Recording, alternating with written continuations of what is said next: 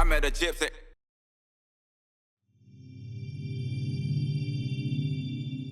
Because some of our homies that ride, they was making a buck on the music, but they didn't really care about the music. So I think a lot of folks was like, he's just trying to make $1. Yeah, and then I'm like, no, I sold my bikes to move down here and do this. Like, I'm all in for real. I want to do what they did and then keep going. Yeah. Like 7 Deuce Deuce, I used to see him on top of the iTunes chart, and I'm like, really? Yeah, bro. Really? The motocross community was so cool. They would get him up on that thing with big artists. Yeah. Just because, like, they'll spend $1 for you. They love you, you know? And yeah. Some of those dudes just didn't keep going with it because they were racing, you know, and that was what they were trying to do. And I knew being 52nd place at Supercross, not making the night show, is not going to ever make any money. So that music that will, though. So, So I was just trying to lean in and get it that way, you know? Yeah.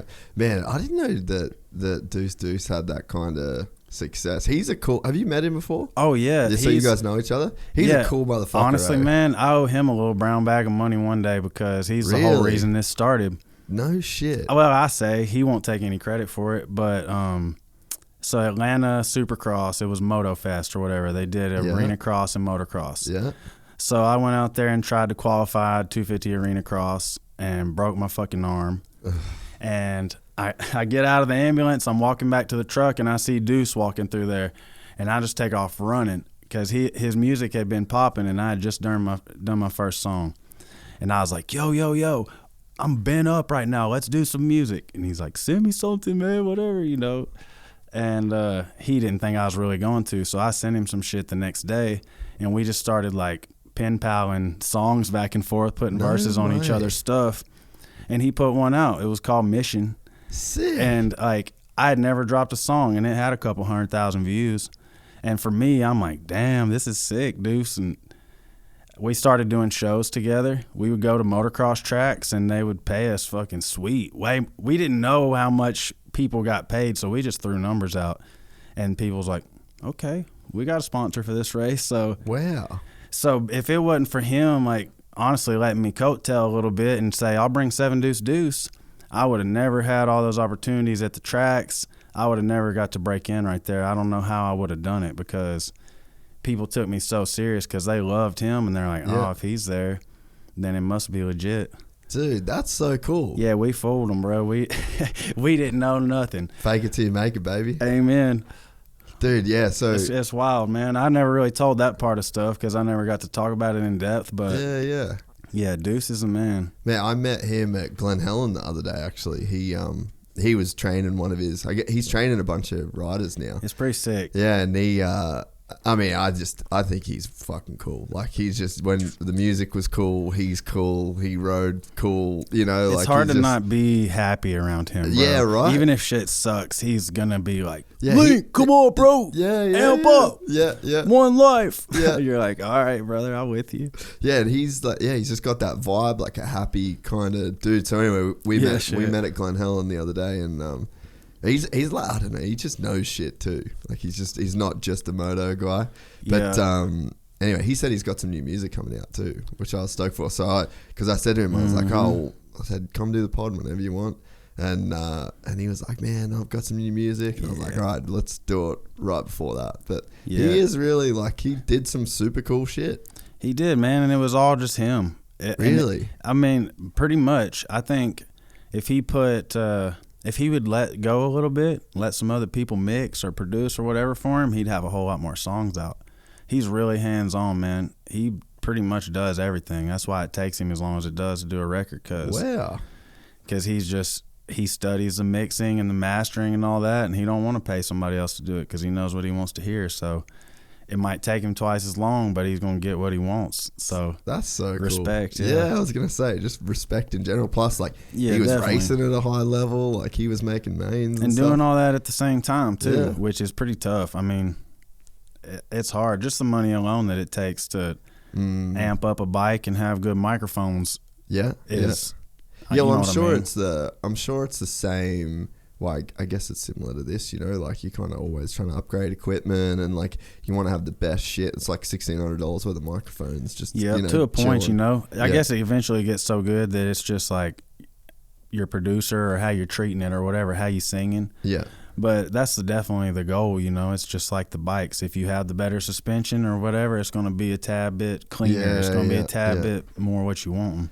Yeah, and then you, I guess you kind of just, well, at least for me, it's like at the podcast studio in Australia. Like you just walk in, you turn the lights on, and you go.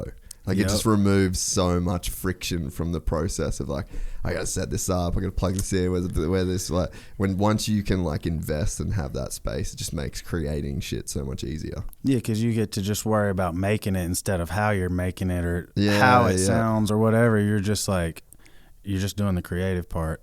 Yeah. It took me a while because I don't know, I wanted to be able to do stuff like that too.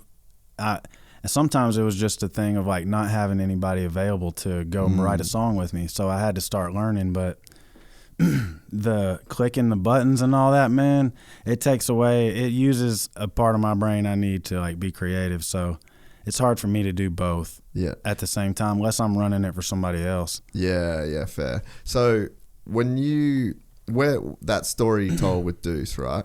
Mm-hmm. Where were you at in your music kind of journey when that happened? Like how long had you been thinking about doing it? When did you realize that it was something you like wanted to do? Man, so I had probably been writing for about 4 years at that point, but it was just strictly for hobby. Nobody really knew I did it. It was just something that like at night whenever we were wrenching on bikes, I would turn beats on and we would just freestyle with each other and see who had the best bars that night, you know? Yeah. And then kind of, I don't know, I was always chasing 10 dreams at once, but I was doing press releases for some rappers and they're like, man, if you can do press releases, I bet you can sing or rap too. No shit. And I was like, actually I can. So I started showing them my songs and they kind of like helped me leak a few of them out, you know, on SoundCloud and stuff back in the day. And then I met Tyler Hubbard. Yeah. And that was through motocross. And what's he do? So he's a songwriter, and he was in Florida Georgia Line. Oh, I was thinking of I was thinking of who was the snowmobile dude? Hibbard. Tucker Hibbert. That's who it was. Shit, and I lost my point. I lost where I was at anyways. Sorry, bro. So you met him from... Wait, what'd you ask me? How did it all get started, I guess? Yeah, like where were you at when that 7 Deuce thing? Because it seemed like that was kind of like one of the big ignition points. Yeah, it was strictly... You know, just to scratch all that other shit a minute ago, it was strictly hobby. Yeah. It was just something that we did for fun. And where I was from, I didn't know songwriting was a job. I thought that if you want to be an artist, you had to just be an alien and write all these crazy good songs. So that's why I started writing originally, was out of interest of trying to be an artist and just like to survive. Yeah. Because I was going through a bad relationship and stuff at home was crazy and racing was kind of crumbling. So the music just it was just to keep me alive. I didn't let nobody really hear it. I was kind of embarrassed of it for some reason. It was just something I did for me, really. And then the more people I got to know that were in the business that would tell me what kind of living you could make if you were decent at it and really gave it your all, I just finally like started sharing with people and started going to studios. But when I met Deuce, it was super like premature. I was recording into my MacBook. Didn't even have a microphone. And I didn't know about compression and stuff, so I thought you had to like sing it perfect like 5 times in a row if you wanted it thickened up. Yeah, right. So it was like I was doing stuff such a backwards way to get there, but it sounded good enough that it like caught his ear and other people's ear. But it was just, like we said earlier, faking it till you make it, man. It was something I wanted to do, but I had no clue how. So I would just Google shit and then do the best I could. No way. On my little MacBook. Yeah, man. We're excited to announce the launch of our new membership site, gypsytales.com, packed with exclusive content and perks that you won't find anywhere else. This is your chance to become a part of the Gypsy Gang. And as a special bonus, if you sign up to an annual membership, you'll be entered into the draw to win our custom-built TC125. Gypsy Gang.